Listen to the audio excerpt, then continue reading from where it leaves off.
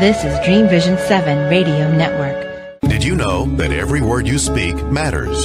Are your conversations making a difference? With a passion for words and a heart for conversation, Teresa Velardi is a self-professed word nerd, best-selling author, BizCat 360 columnist, and publisher. Children's books as well as fiction and nonfiction books are welcomed at We Be Books Publishing and Book Endeavors, the imprints of her company, Authentic Endeavors Publishing. Whether written or spoken, Teresa strives to encourage and inspire meaningful conversations that make a difference.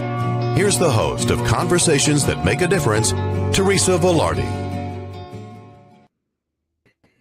Hey everyone, welcome to another edition of Conversations That Make a Difference. I'm here with Alysia Lyons and Christina Thursby. We are going to have a conversation about surrogacy in just a few minutes. First, let me tell you that Conversations That Make a Difference airs every Tuesday at 5 a.m. and 5 p.m. with live call-in video shows first and third Tuesday of the month.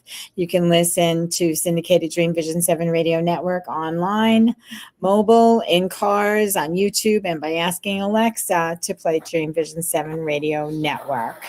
So before we start, I usually start with a prayer. So I just say the Serenity Prayer. So if we could just do that together, that would be awesome.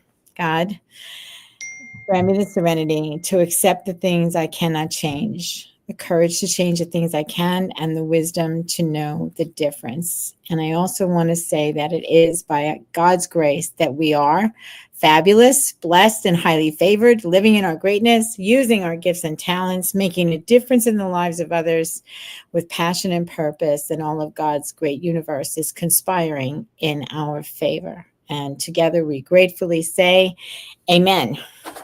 Amen. So let me tell you a little bit about these lovely ladies who have decided to join me this afternoon for a conversation that absolutely makes a difference for a lot of people in the world. So Alysia Lyons is a mom first, a life coach, and an author second. She helps overwhelmed moms ditch guilt, reclaim the joy of motherhood, and find balance without adding more to their to-do lists. She's the author of Good Mom Rules, Ditch the Mom Guilt, and Find Your Happy, and Creating Little Miracles. The host of the Imperfect Mommying podcast and creator of the First Five Motherhood Communities, where every mom has a space to be herself, is one of the things that Alysia brings to the world. And through her coaching, she also blends practical strategies with powerful spiritual tools, guiding women toward lasting peace and personal transformation. And whether she's leading community conversations or supporting moms one-on-one, Alysia creates a safe space where healing begins and self-worth returns. Alysia, welcome to Conversations That Make a Difference. Good to see you again. Thank you. Thank you. Glad to be back. Good to have you always. Christina Thursby is a newcomer to Conversations That Make a Difference, and she says, some search a lifetime to find their calling. Others never find theirs at all. How true is that? At Dream Surrogacy, you will be working with a woman whose nature is centered around helping others. She finds no greater fulfillment than help to create families. And it all started with finding her passion through her own personal journey years ago. The owner and CEO, Christina Thursby, has helped others create families many times over, not just as an agent, but as a 6-time surrogate as well. Girls, you are so brave. I love you both. 6 times. Oh my goodness. She wanted others to experience the joys of having a family of their own, a way to share the same happiness she has gained in her life since having 3 beautiful children. Christina took her dream and reached out to find others she could trust to make it happen. And in the end, she found a community of leaders, advocates, and trained professionals who also let their passions grow and evolve in ways that helped create families all over the world. Together with an amazing team of professionals and the beautiful-hearted surrogate women, they make dreams come true every day. Welcome, Christina. Thank you. 6-time surrogate. Yes. God bless you, sister. God bless you. Love it. love it. So tell me, what is it? Tell me a little bit about you and what it was that drove you into the conversation to start with of surrogacy, Christina. For me, it was always been a passion of mine to be a mom. So from a very young age, I knew I wanted to be a mom. And after having my own kids, I knew that I didn't want a lot of kids. I'm one of 7, so I kind of didn't want to have that many kids. And so I found surrogacy.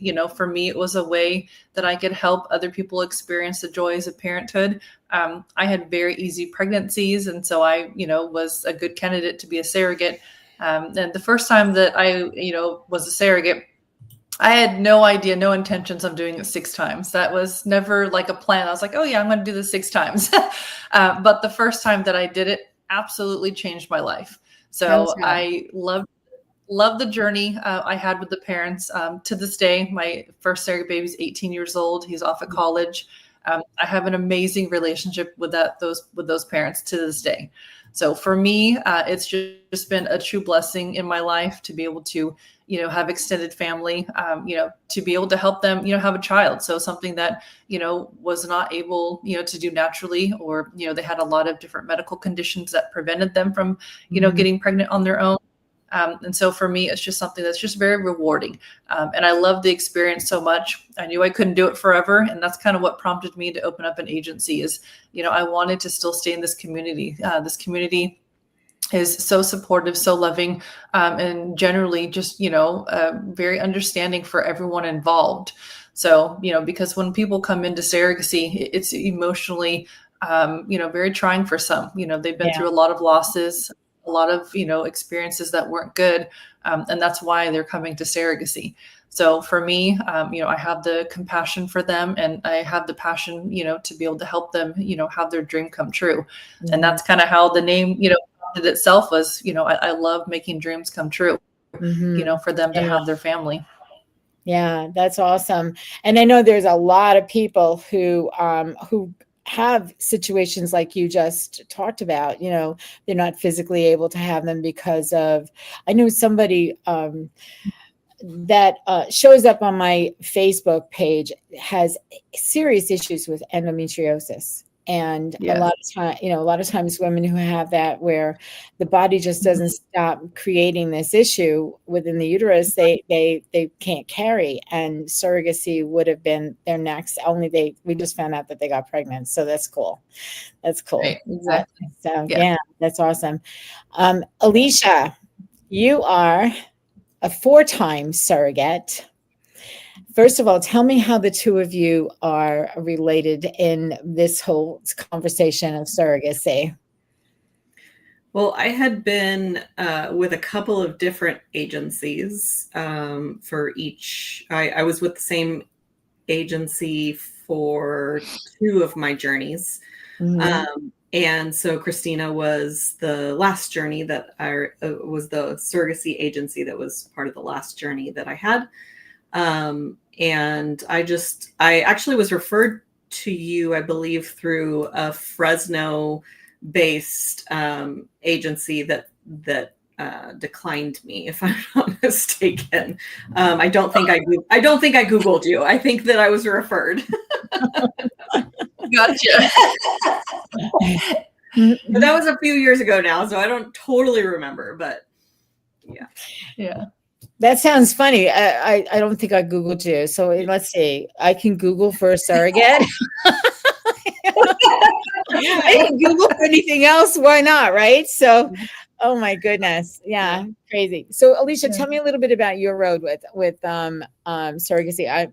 Christina said she's done this 6 times, and we're going to get into a little bit about, the letting go portion of the whole thing. But tell me how you kept and why you kept going back to help other people have families. So my experience was a little different than Christina. For 10 years of my life, I was like, I absolutely have zero desire to be a mom. Yeah, here you are. I love my son. He's amazing. And like, I didn't know what I didn't know. I had been burned out by being around other people's kids for so many years. When you're a girl, you're the babysitter. So that was, and I was just like, okay, I'm over this. I don't want to be around other kids anymore. And then biology kicked in, and around age 26, I was like, oh, I actually really want to be a mom. My biological clock kicked in. And but I was always kind of curious about surrogacy. Like, even before I knew that it was a word, I had a friend that when I was 16 years old, we were talking about having babies. And I was like, I don't want to have a baby, but I want to experience being pregnant. And she was like, I want to be a mom, but I don't want to go through childbirth. And so I was like, I'll have a baby for you, right? No clue what that meant, but I was like, I'll do it. And then literally 10 years later, after I had wanted to be a mom and I wasn't one yet, I met a surrogate. And I was a massage therapist at the time. And when she told me that she was carrying a baby for somebody else, I owe this woman a free massage, because that massage was not relaxing, because I was like, tell me about this and tell me about that and tell me about that. Like, I was picking her brain the whole time. Wow. And I went home to my then husband and my son's dad, and I said, oh, I heard about this thing called surrogacy, and I want to do that. And he was like, absolutely not. And I was, oh, okay. Which is fine, because I probably, like Christina can probably speak to this, I probably wouldn't have qualified to be a surrogate without having a baby first. So Right. So he and I tried for 1.5 years to get pregnant. And if you know me, you know that if I want something, I want it yesterday, and I want 10 of them. So when I wanted a baby, I wanted it yesterday. And waiting 18 months was literally my version of hell. It was so hard that my son's dad ended up sitting me down 6 months into the process. And he's like, you need to calm down. We're going to be happy with a baby. We're going to be happy without one. So we just, whatever happens, happens, which I say is the smartest thing that man ever said to me. Because it actually calmed me down. Because I was like, okay, I can relax. And then came the beautiful child, and 14 months later came the divorce, and the divorce started in May. I was hooked up with an agency in June. I was matched with parents in July. I was starting meds in August, and I was pregnant by September. So wow. I hesitate telling that part of the story, because Christina can attest that is not always the way that the journey goes for surrogates, but that was just No. So Christina, did you have your children after you were a surrogate for so many times, or did you have your children before you were a surrogate? So I had my 2 kids before I was a surrogate, and then my 3rd child I had actually adopted. Oh, nice. Okay. So, how do you come to a place of, Alysia, I know your story. I've heard your story a couple of times. And how do you come to a place where, you are just want to have babies? You just want, I wanted to have a baby. I have one child. And it was my decision not to have more, because my marriage was going down the tubes. And I did go through this period of time where I was like, I had a little kitten, and I was like, do I have another baby? Do I get another cat? Do I have another baby? Do I get another cat? So my situation was going down the tubes, and I didn't want to bring another child into that relationship. So I said, I'll get another cat. And I did. But I have the one child, but I think somewhere along the line, if I was younger, I might have had more. But if the time was right and the circumstances were right. That brings me to the question: when parents come to you, Christina, to have babies by surrogacy, what do you need to know about their situation? What is the thing that says to you, okay, we can match you up with somebody? What's the story? So I help parents who can't carry a child. So, and basically meaning if someone comes to me and says, I want to have a child, but I don't want to ruin my body, but I can't, like medically speaking, I can get pregnant, but I don't want to. I personally just choose not to help those type of parents.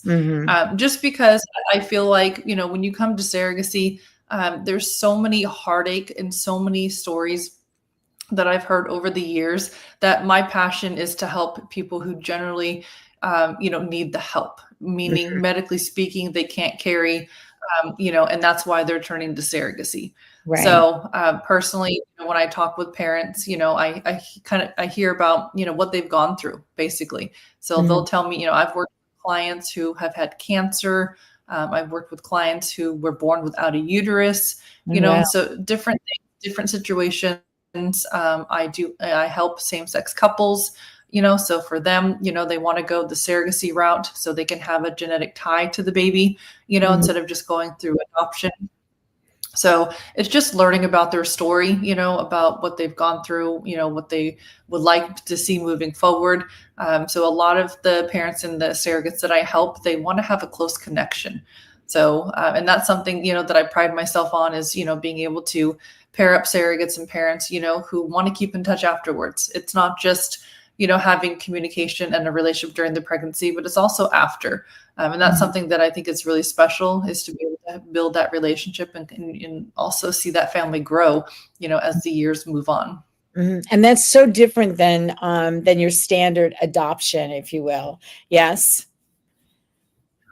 Yes. Yeah, absolutely. Yeah. And with adoptions too, there have been a couple of different parents who have been on adoption, waiting list for 3-4 years, paired up. Actually, one couple in particular that I helped last year, they were paired up 3 times with a birth mother, and all 3 times she changed her mind. Oh. So after the 3rd time, that's when they decided to go through surrogacy. Nice. Okay. And then, so when they come to you, they get through the screening process, if you will, and then you pair them up with a surrogate, and the relationship, it fascinates me because Alysia said the same thing earlier. It fascinates me that you ladies get to have a relationship with the children who you birth, but they are not your children, but yet part of you is within them, of course, right? So, how do you I'm going to ask Alysia this. How do you let go of that child, yet still keep that child part of your life and part of who you are as the years go by? Now, you said, Christina, you have one that's 18 years old. Alysia, how old is the oldest surrogate child you have? Approximately 10. Okay. Or 11. So I don't have a connection to all 5 of the children that I birthed, or 6 total. I have, with that one, that one is permanent. But there's 2 babies that I did not get updates on either ever or after a year. And they both live in Spain somewhere. One of them, I don't even know the name. So that was more difficult. I had to kind of process some of those emotions on my own, because that was not what I signed up for. And there was things that happened that created that situation. And, it's that relationships with people are a choice. And so they made a choice and then changed their mind, and I wasn't involved in that decision.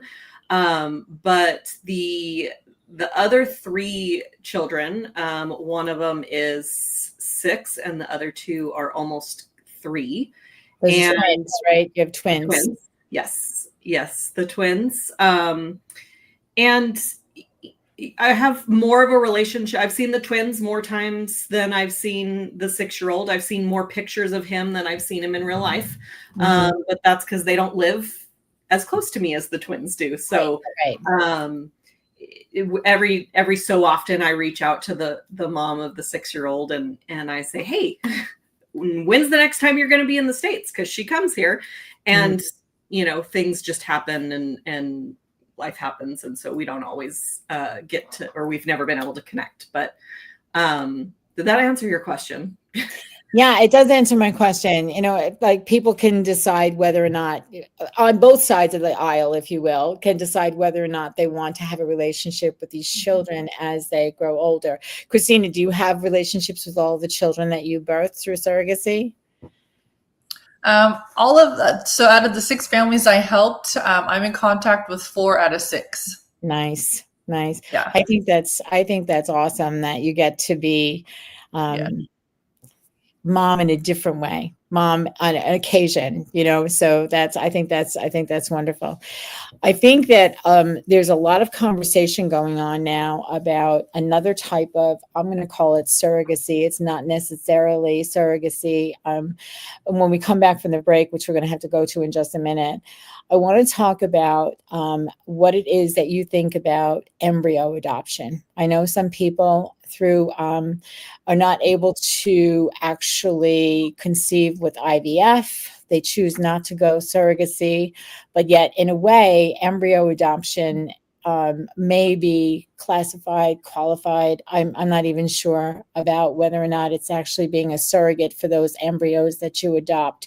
But that's a conversation that that has come up with people around me. And I just want to be able to get a little bit of clarity from both of you on what you think that how that actually plays into the possibility for people who are unable to have babies on their own, whether it's that they can't carry them, they can't conceive, whatever. There's a lot of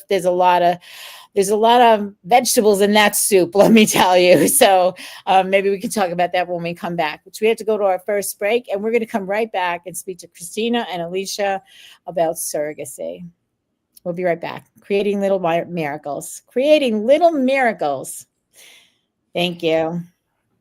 Are you one of the many people who said, someday I'll write a book, but don't know how to get started? Many wannabe authors have begun with the same question and are now published by Authentic Endeavors Publishing, a multi-imprint hybrid publishing company. Whether you're writing an autobiography, a memoir, a kingdom book, a children's book, a business book, or an anthology, we have a place for you. Visit www.AuthenticEndeavorsPublishing.com for more information or to set up a 20-minute consultation. Your title of published author is within reach. Born Able exists to highlight and normalize the humanity, worth, and abilities of infants and children born with complex medical conditions. We write, illustrate, and publish books for these children and have featured over 1,000 children throughout the world. Our videos and posts have been viewed over 100 million times on social media as we strive to showcase these amazingly abled kids and fight relentlessly for equal medical care, regardless of diagnosis. All proceeds from Born Able books go directly to the Born Able Foundation. To nominate a special kid to be featured in a Born Able book, go to www.bornable.org to learn more. Did you know that every word you speak matters? What you say and how you say it can make or break a relationship or shift the outcome of any situation. Are your conversations making a difference? Faith in God, gratitude, authenticity, and giving are Teresa Velardi's heart. It's in this spirit that she's focused on making a difference in the lives she's blessed to touch. Conversations That Make a Difference is now on syndicated Dream Vision 7 radio network every Tuesday at 5 a.m. and 5 p.m. Eastern Time, with live call-in shows every first and third Tuesday at 5 p.m. Eastern. This is Dream Vision 7 Radio Network, uniting mankind with universal love. Our shows are created from the heart, bringing each listener to a place of divine enlightenment. Breathe, relax, and enjoy. Let life flow. And we're back with Alysia Lyons and Christina Thursby, and we're talking about creating little miracles. Speaking of which, that's the title of your book, Alysia. You want to show everybody your book that you created?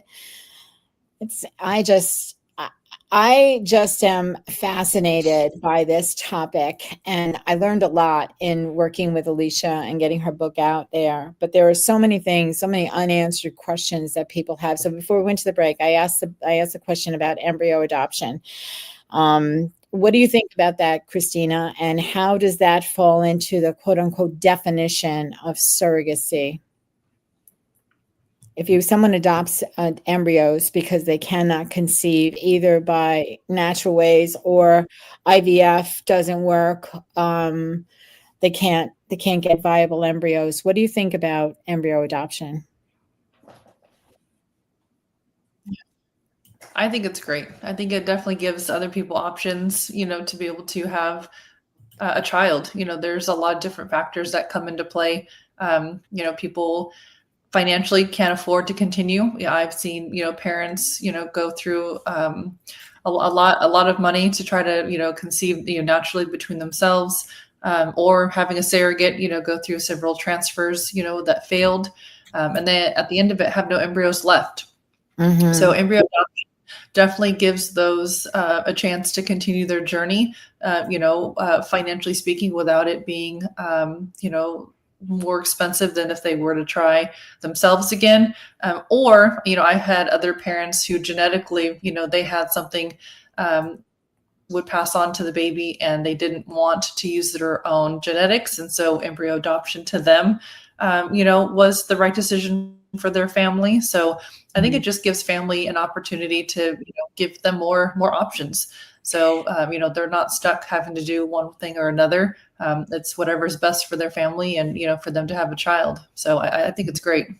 Yeah.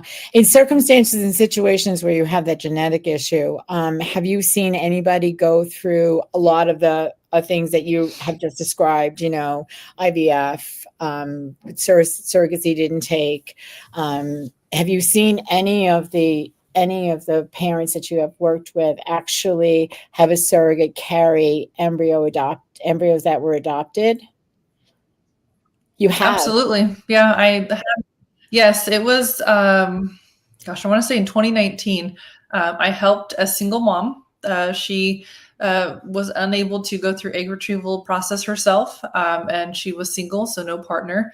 And so for her, she was, with a fertility clinic that had embryos, that were able, for adoption. And so she decided to go that route. So she was able to purchase a batch of embryos that were up for adoption, and she was able to get her little girl out of it. So I think it's wonderful. So there, definitely gives a lot of parents, different options. So, and for her, she was a single mom. It just made sense for her. She truly, was happy with the decision she made. Yeah, that's awesome. What about you, Alysia? What's your opinion of that? I don't have a strong opinion about it one way or the other. I think that, anyone that wants to be a parent who's a good person has the right to be a parent. And so whatever, means possible, then, it's hard for people that, I think that believe in conception or life at conception, right? These embryos are conception essentially. Mm-hmm. And so there's, I would imagine, I haven't had any eggs retrieved of my own. I didn't know about that as an option back when I was 26, because I would have done that in a heartbeat. And I was always told I was fertile myrtle. So I would have done it, but now I lost my train of thought. I think that there's people that struggle with that, the embryo or the egg retrieval process. Mm-hmm. Like Christina was saying, even my friend who contributed to my book, she went through the embryo or the egg retrieval process and wasn't able to donate eggs because she didn't produce enough. So if that could happen to her, then I'm sure it happens to other people. Mm-hmm. So, and I think that when I derailed, I just found the track again, that there's an emotional connection to these embryos that have been created. And Right. so it's probably really emotionally difficult to destroy them. And it's not inexpensive to continue to keep them. And so I would imagine that it's along the lines of adoption in their mind, that they're Right. adopting, allowing these embryos to be adopted and become children. Become children. Exactly. So one of the things that you said that lit up a question in my mind, Alysia, you said, if they're good people. So yeah, I mean, I totally get it, because I believe that there are a lot of people out there that are parents that should not be parents because of the way that they treat their children. So Christina, when you have people come to you for an appointment to become surrogate or to hire a surrogate, what kind of screening do they have to go through emotionally, mentally, before you will agree to work with them? So they have to go through a psychological evaluation. So they have to speak to a psychologist just to go over the surrogacy process in general, expectations, they kind of talk about that. But also, the psychologist is making sure that they mentally are prepared, emotionally prepared, to enter into surrogacy, meaning being supportive, communicative, and making sure that they're also generally doing this for the right reasons. So I think the psychological evaluation that they go through is pretty crucial. There have been a couple of times where I have personally had a consultation with a set of intended parents in particular, and this couple had been through a lot of losses. This particular couple had experienced 12 miscarriages. It was a lot, and and so the mother was still very emotional. I could tell, just based on our conversation, that she was not ready for surrogacy. So our consult, I actually, when I felt the strong kind of energy of this is not good for her, I basically stopped the consultation at that point, and I said, I just want to be very honest with both of you. I think, personally speaking, that you're emotionally not ready to enter into surrogacy. I don't think it's the right time. I think you still need to grieve. It sounds to me that we're still going through the grieving process, together as a couple. And so, and she was very understanding. She was, crying, very upset, about, her situation and not being able to carry herself. But her husband, when I was talking with them about it, he actually said, Christina, he's like, I just want to say, from my perspective, we've talked to several agencies and nobody, no one cared about my wife's emotional well-being. They just wanted us to sign up and pay them money. He's like, you're the first agency and the only agency that we've talked to after several consultations to actually care about her and her, her emotional well-being. So that's, because I'm a small agency, and I'm small for a reason.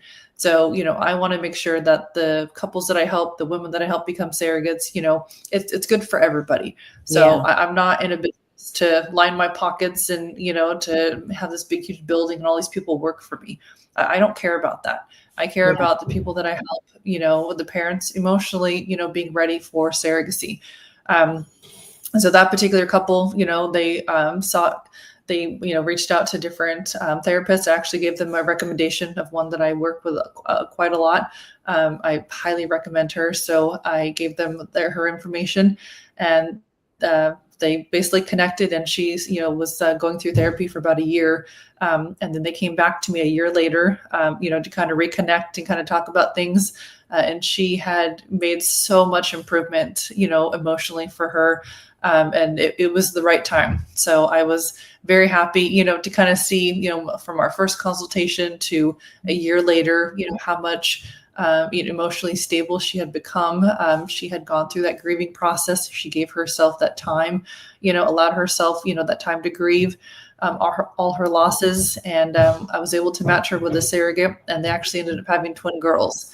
So I think Yeah, it really is to see, see it, come from that perspective, and, to see things kind of come full circle, and for them to have their family. It truly was one of the best experiences that I've had. I will always remember that couple, and everything that they went through, and, all the strides, and, all the things that they did to get to the point to have their daughters. It truly shows the dedication, that people are willing to do to have a family. Yeah. Yeah, absolutely. Alysia, from your standpoint, have you ever met somebody that you were going to be a potential surrogate for, that you said, no, I don't want to do this for these people, or had any experience that was either way, where you were like elated, I really want to do this, and then the other way around, like, there's something about that, whatever, then I may think twice about standing in this position for them. Have you had any of that? Nothing noteworthy. I think that from my perspective, that there was, for a long time, there was a lack mentality. Like, I need to say yes to whoever's paired in front of me.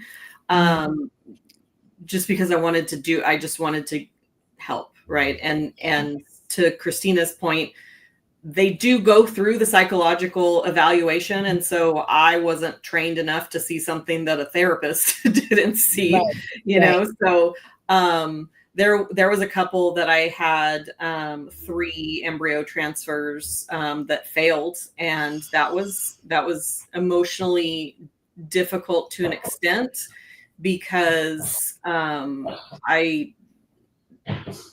was a part of me that felt like, what did I do wrong? And there was also like, I know I didn't do anything wrong. We actually didn't know the quality of the embryos. The parents didn't want to test those. And so that's kind of my little asterisk for potential surrogates. Like, ask the quality of the embryos that are being transferred, because I now had 3 failed transfers that essentially counted against me in being a surrogate. So that's why I had to switch agencies, because that agency didn't have any doctors that was willing to work with me anymore. Interesting. So that being said, what kind of testing do these embryos need to go through in order to be able to be considered fully viable, or to not have a situation like Alysia had with, having 3 failed transfers from the same couple? I mean, first of all, how do they do the testing? I don't need the logistics, but just a general overview of what kind of testing goes on, and then what happens. Just that. First of all, how do they determine whether or not an embryo is a viable embryo? I'm like, that's a Christina question. Yeah, that's what I mean. Christina question. Yeah, I learned the hard way. I have no idea. Yeah, and from an emotional standpoint, Alysia, that must have been devastating for you as well as the parents. Yes, from an emotional standpoint, you must have been as devastated as the parents were when those 3 pregnancies failed. Yeah, I wouldn't say that deep of a devastation, because that was like, I'm providing a service for them. Right. I'm sad for them that they're not this didn't work, and I know that I did what I could to make it work, and that's all I can do. Yeah. So going back to the question about the embryos, Christina.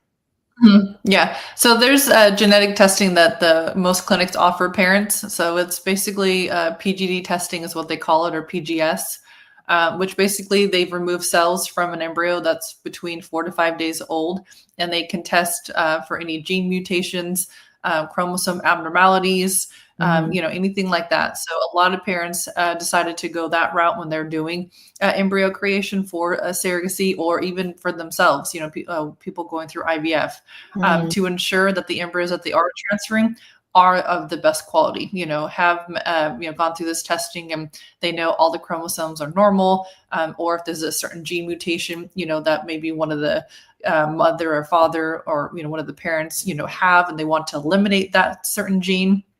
they're able to do it that way. So science has come a long way. So I would say. So when you go for embryo adoption, sometimes they have. I've heard the words mosaic. What does that mean? Do you know anything about that in terms of yes, the viability? Okay. Yes. Yeah. So basically what mosaic means is when they did that genetic testing on the embryo, it came back unconclusive, meaning they can't tell you that, yes, this embryo is a great quality, or no, they can't tell you that it's a bad quality. It came back unconclusive. So those embryos can still be transferred. But as far as the doctor letting you know, is it healthy? Is it not? The percentage of being successful or not? They literally can't say anything because it's just an unknown factor. And that's why they label it as mosaic. But I've had experience with parents transferring mosaic embryos that had success. And then I have experience with the parents transferring this mosaic, and they didn't have success. So it's kind of a up in the air situation. But yeah, mosaic just means that they couldn't tell you yes or no, if they passed the genetic testing or not. And the ironic thing about it is, if you conceive naturally, you don't go through any kind of genetic testing. So it's right. Yeah, to an extent, they do like they do monitor you, and do what's it called, anatomy ultrasounds and stuff like that. So there's anatomy no scan, testing necessarily, but they do things to check to see, if there's any heart defects, stuff like that. Yeah. I'm sure science has come a long way since I had my child, which is I'm not going to tell you how many years old.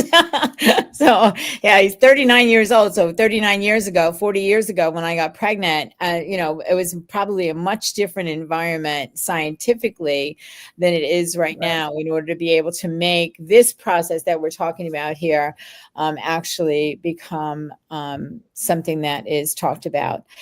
We're at our second break. We're going to come right back and we're going to talk a little bit more about creating little miracles. Thanks so much. Do you have an uplifting personal story to share? The Daily Gift Book series began with a daily gift of gratitude and a daily gift of hope, both available on Amazon. We're looking for people like you to share a story in our continuing series. Kindness, peace, inspiration, and generosity are just a few of the upcoming topics in the Daily Gift Book series. Your stories matter, and they make a difference. Visit www.dailygiftbookseries.com to find out more on how to submit your story for one of the upcoming titles. With the hustle and bustle of today's world, how often do you practice gratitude? How can you make it a habit? Gratitude is more than putting a smile on your face and being thankful for the roof over your head. It's expanding your perception and finding gratitude for every opportunity and every challenge. Gratitude is a feeling of connection to things higher than yourself, to God, and to others. We focus on light, positivity, and connections.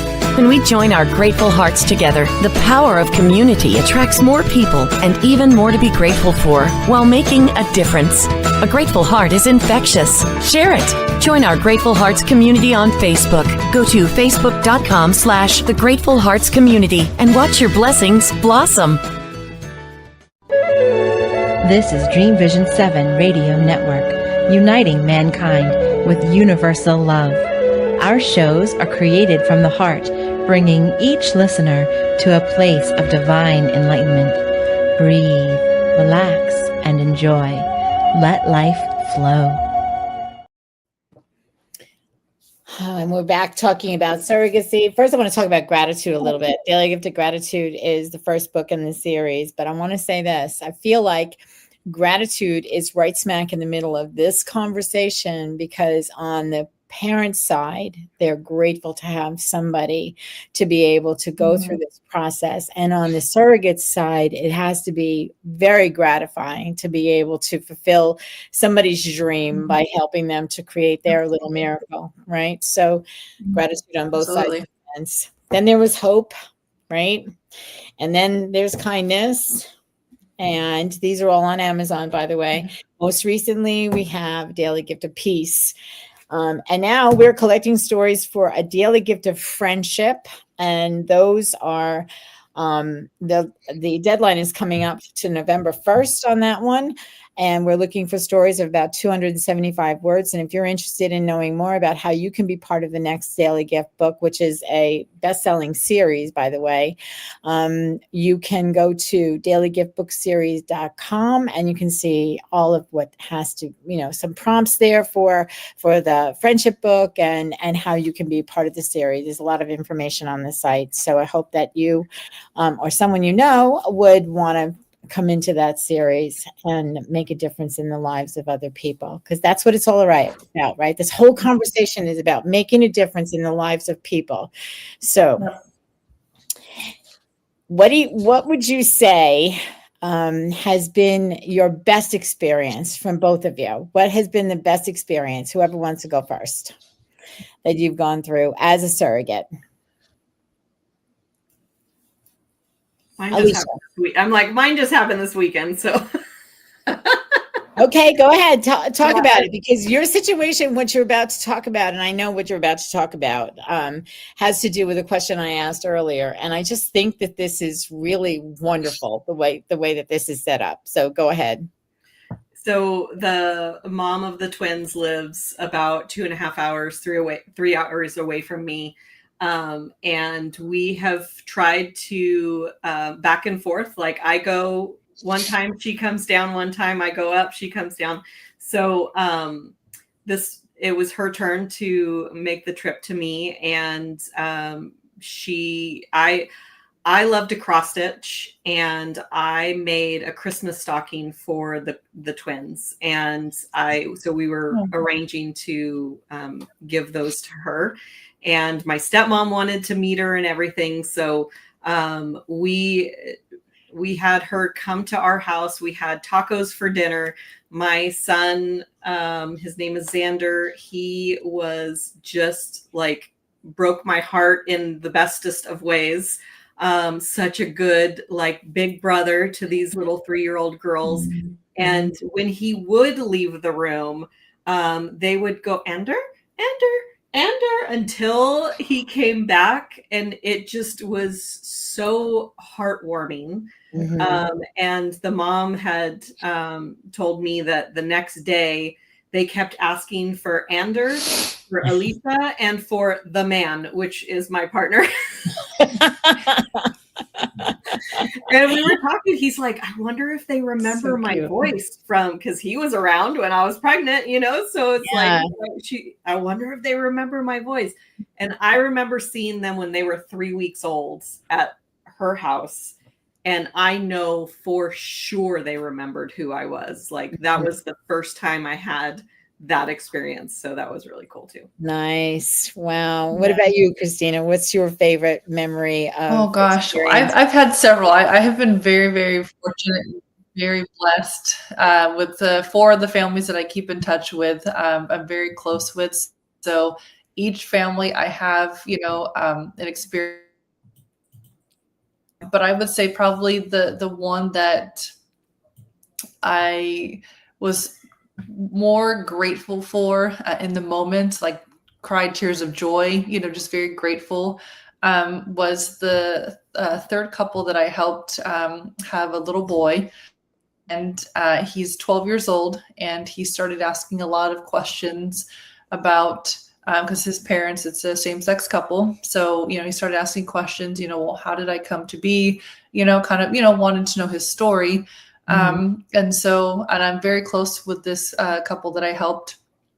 And I just happened to be spending the weekend with them at their condo in Palm Springs. And, one of the fathers came up to me and said, hey, Chris, is it okay, if we can sit down and talk, to him about everything? And, he's asking some questions, and I think, now's a good time. I think he's old enough, to understand. And, so I had that conversation with one of the fathers.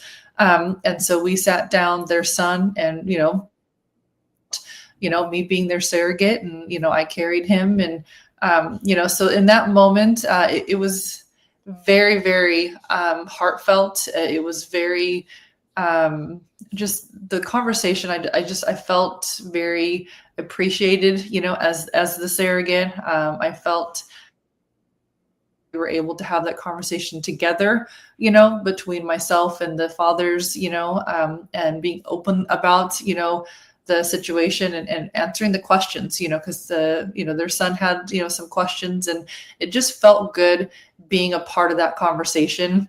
Mm-hmm. And to be honest, that's the only family that has included me in their conversation on telling their children, that, like they went through surrogacy, or, that Christina was the surrogate that carried you, so for me, it was just very, I was very appreciative, to that family for involving me in that conversation. Nice. So it was very rewarding to kind of see that conversation and just kind of everything, kind of come, to fruition after all those years. Yeah. Interesting.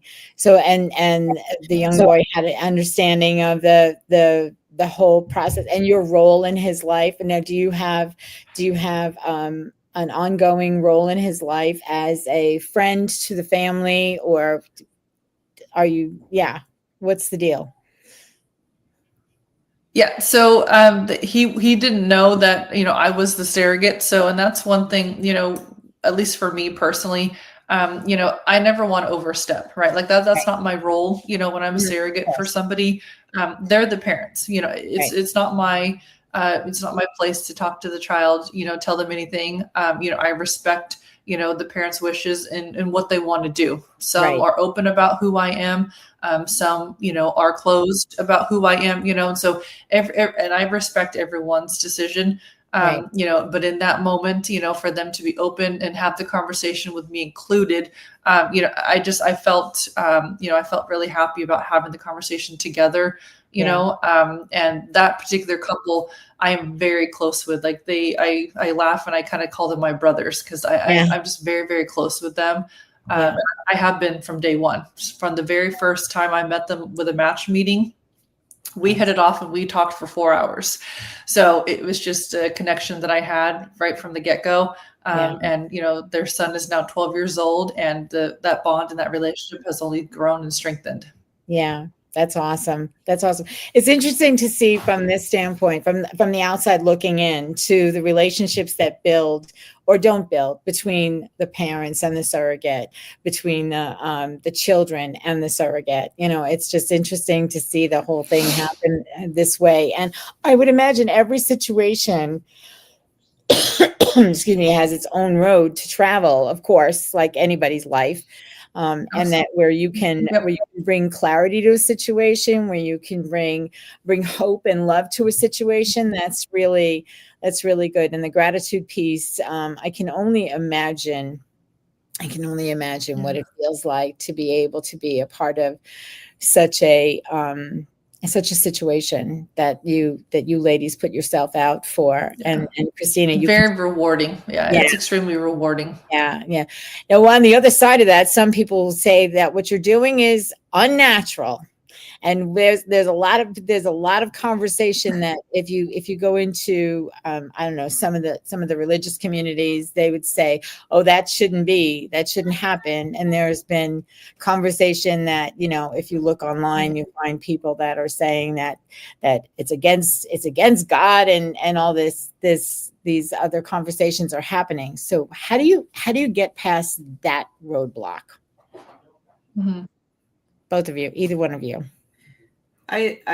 Christina might deal with it more than I did, but everybody that I talked to was, in the beginning, I think I mentioned this in my book, like in the beginning, I felt my dad's like hesitance about it. And then once he started talking to people in his congregation and they were open and accepting of it, then he was like, oh, okay, this is not something that we're going to have to manage. He was the pastor of a church. So that was kind of the feeling that I got from him.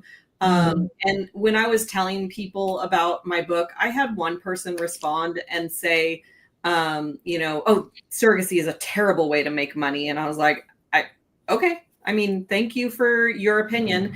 10 years ago, I might have had a different response and a different feeling about that. But the me I am today.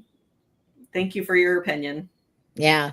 Yeah. And that's interesting that people would go right to that the money as the reason. It's a terrible way to make money. They didn't say anything about the process of being able to stand for someone who can't have a child on their own. What's your opinion, Christina? Yeah, unfortunately, a lot of the people that are uneducated about surrogacy, that's their first thing that they go to is, oh, wow, you must make a lot of money doing that. Yeah. And at the end of the day, it's some people are just ignorant. I'm just going to be honest with you. They're very selfish and can only think of themselves, and that's where surrogacy is different. Surrogacy, you think about someone other than yourself. So, for the women who surrogate, these women are not selfish. They love to help other people. That's just in their nature. They're the ones when something happens, people, their friends, their family are calling them for help. And they're the ones that go out of the way to do that. So those women I find are the ones that sign up to be a surrogate. They love being a mom. They love helping people. They're just very genuine. They're compassionate. And they understand and they feel for the families, who can't have a child because they know how important it is. And they know the joy and the love of being a parent, and that's the one benefit, that's why surrogates, you have to have at least one child, so you understand, what you're going to put your body through, because it's a pregnancy, there are risk factors to every pregnancy. So, but those risk factors outweigh the benefit and the outcome to help someone else have a baby. So yes, there's financial compensation, but it's not all about the money. It's generally about helping someone have a child. And the other question I got a lot was, how can you give up the baby, right? How do you not have the attachment? Yeah, you have a different mindset as a surrogate. You're not going into it thinking you're caring, right? You're caring for somebody else. And so I always kind of compared it to like my niece and my nephew, right? I love them to death. They are my niece and my nephew. I would do anything for them. But it's a different type of love than you have for your own children. So, and that's just kind of explained it to, to others who have never been a surrogate, who have never gone through the process. It's hard for them to kind of mentally, kind of understand the thought process, so, but when I put it like that, some understand it more than others, but that's the best way to put it. There's a relationship bond, not like your own child. I don't think of myself as having 6 children. Like, I'm not a mother of 6. I'm a mother of 1. And I've birthed 6 babies. That's when people ask, I say, I've given birth 6 times. One of them was mine. Yeah. Exactly. And just real quick, because we only have a couple of minutes left. What was your response to the and what's your experience with the coming up against it? Oh, it's unnatural, and that's God wouldn't want that. What do you feel about that, Christina? I actually don't agree with it. I feel like I'm a religious person myself, and I can't comprehend and understand the thought process that makes someone make those statements.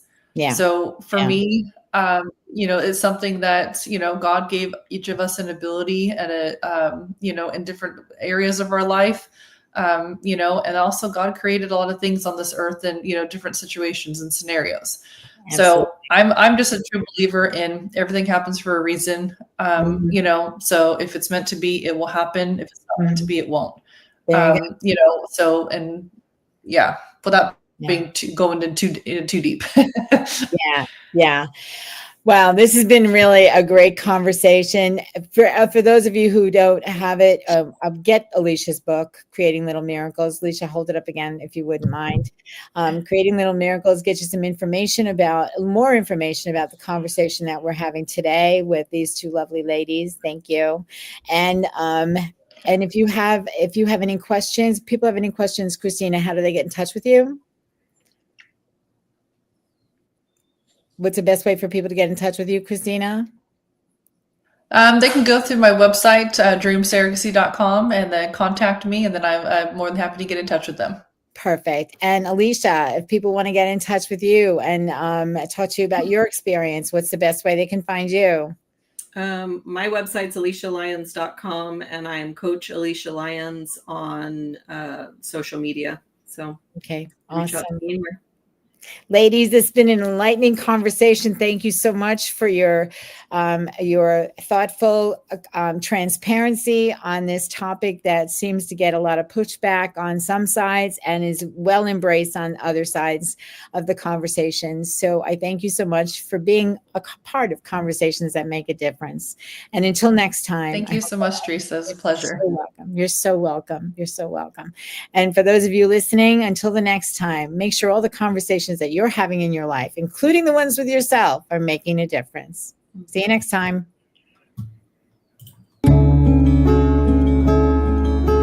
Tune in next time for Conversations That Make a Difference with host Teresa Velardi every Tuesday at 5 a.m. and 5 p.m. Eastern, with live call-in shows every first and third Tuesday on syndicated Dream Vision 7 radio network.